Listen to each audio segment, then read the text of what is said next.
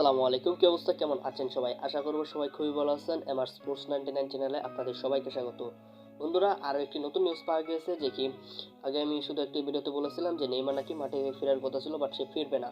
তবে এবার আরও একটি নতুন নিউজে জানা গিয়েছে যে নেইমার দীর্ঘ 11 মাসের ইনজুরি করার পর সেপ্টেম্বর মাসের 7 তারিখ মাঠে নামার কথা ছিল, বাট সে মাঠে নামবে না। কারণ কোচ দরিবাল জুনিয়র জানিয়েছেন যে নেইমার এখনও পুরোপুরিভাবে ফিট হয়নি, তবে সে খেলার জন্য প্রস্তুত, বাট এখনও তার অনেক ঘাটতি রয়েছে, সেগুলো কিনা তিনি কমপ্লিট করে তারপর মাঠে নামবে। তবে আমার একটি কথা বলার ছিল যে নেইমার না হয় ইনজুরির কারণে সে মাঠে নামবে না, কারণ নেইমারের ইনজুরি সেটা নতুন কিছু না। তাহলে গাব্রিয়াল জেসুস, তারপরে রিচার্লিসন এবং রাফিনহা, এদের মতো ভালো ভালো প্লেয়ারকে যদি খেলায় না নেওয়া হয় তাহলে ব্রাজিল কি করবে? এই কোচ থেকে কি ভালো ভালো কিছু আশা করা যায়? আপনারা কি বলতেছেন সেটা অবশ্যই কমেন্ট বক্সে জানিয়ে যাবেন।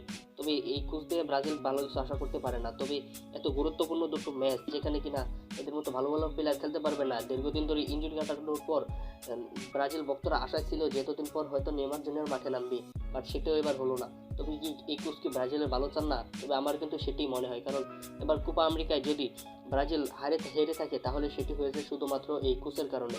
2024 সালের কোপা আমেরিকায় ব্রাজিল হেরে গেছে কারণ ভালো ভালো প্লেয়ার যারা রয়েছে তাদেরকে আগে বসিয়ে দেওয়া হয়েছে, যাদের কারণে এদের মিলিত যে কিনা জীবনে পেনাল্টি মারিনি তাকে দেওয়া হয়েছে ফার্স্ট পেনাল্টি, এবং ফার্স্টেই তিনি পেনাল্টি মিস করে দিয়েছে।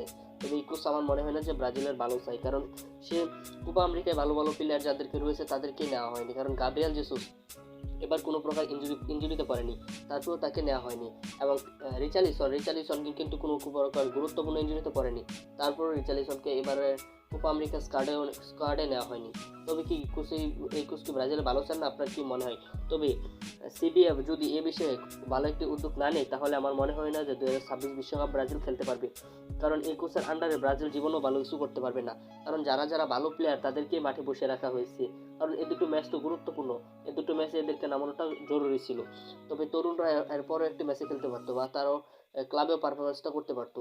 দুটো গুরুত্বপূর্ণ ম্যাচের মধ্যে তাদের কী জন্য নামানো হয়েছে বা এত ভালো ভালো প্লেয়ারকে কী জন্য বসিয়ে রাখা হয়েছে সেটি আমি এখনও বলতে পারতেছি না।